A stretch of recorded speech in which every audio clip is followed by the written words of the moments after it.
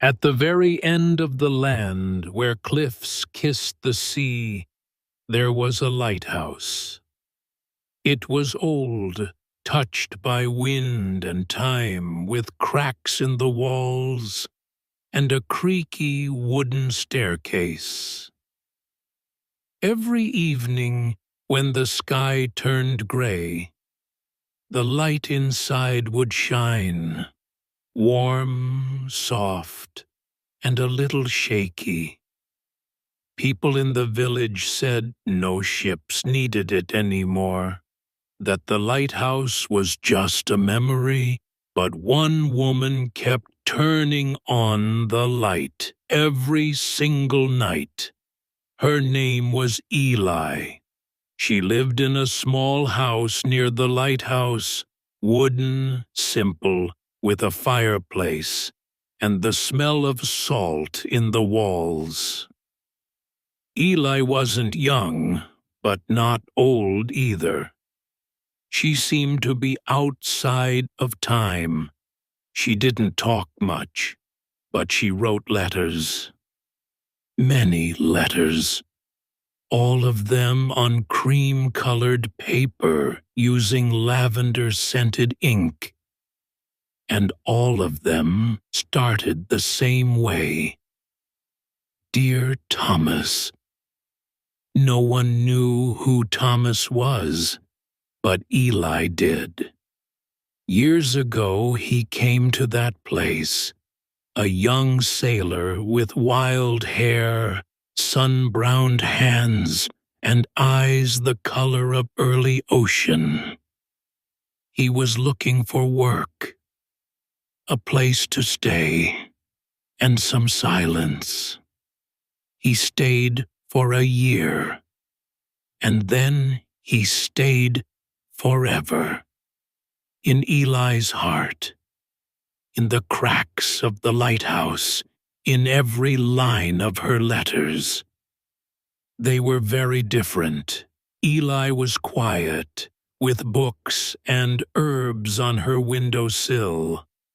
Thomas was free like the wind, always moving, always smiling.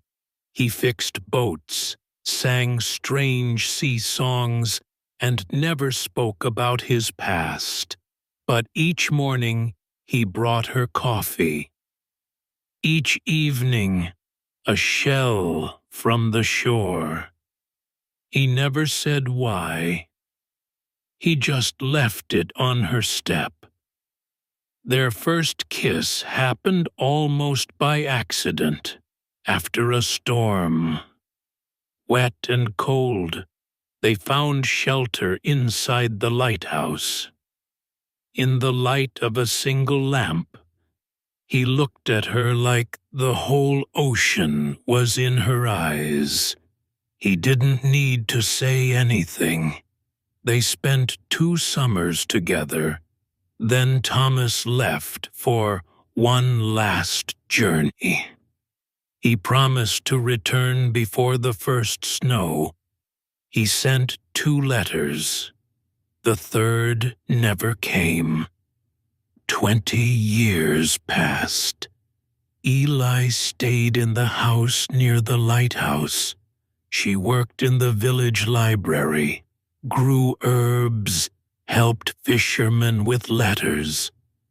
And every night, she lit the lighthouse lamp for Thomas, not because she still believed, but because she still loved.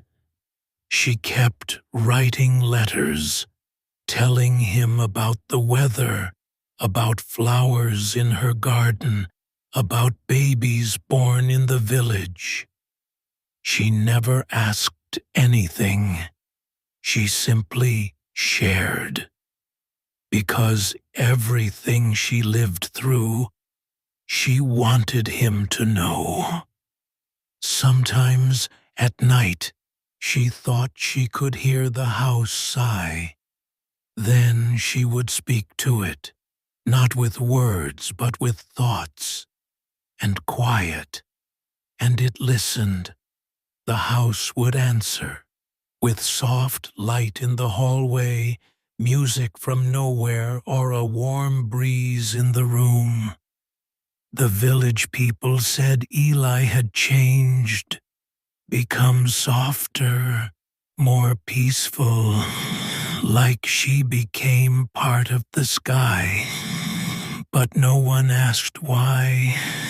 They just felt they shouldn't.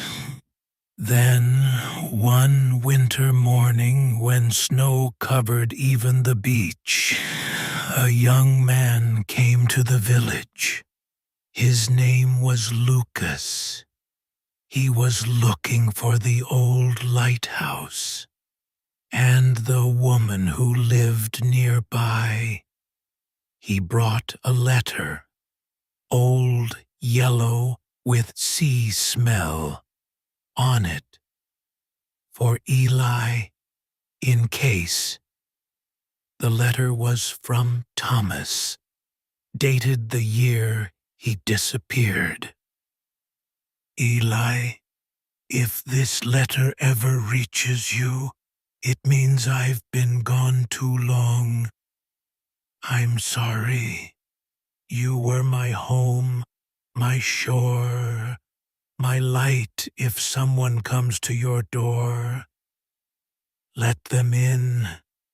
Maybe they need your light too.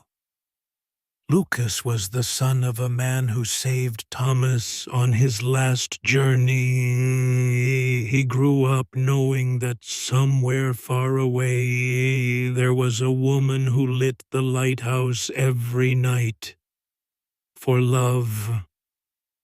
Eli didn't cry. She just looked at the letter for a long time, and then she smiled, the way people smile when meeting an old friend, and said, "Then the lighthouse still matters." She never wrote another letter, but every night she lit the lamp, now not only for Thomas, but for everyone lost at sea. And when Eli passed away, in her house they found her last words. Love isn't always waiting at the door.